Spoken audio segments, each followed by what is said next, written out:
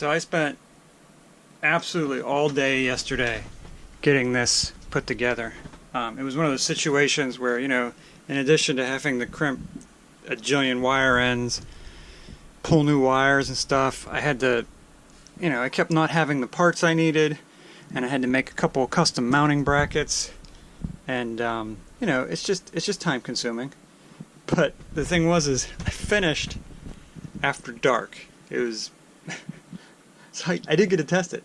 So this morning, I mean, the sun is just coming up, but I cannot resist the urge to hop in and, you know, see what kind of wattage I get out of it when I actually start hooking up the panels. So after doing my damnedest to carefully label everything, the voltmeter tells me that I've got the positive and negative reversed. So there's a terminal block behind the engine control panel, so that black exterior grade wire comes down to the terminal block and then switches to regular interior grade that comes back into here.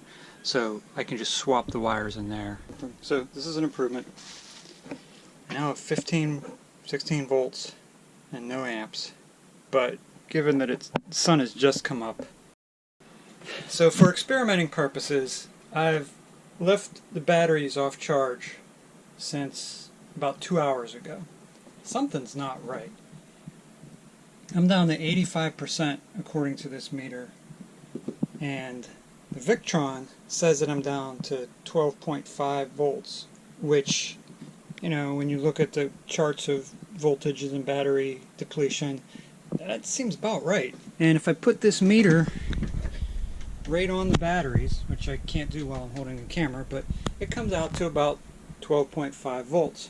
Now, 2 hours, the only thing running was the refrigerator.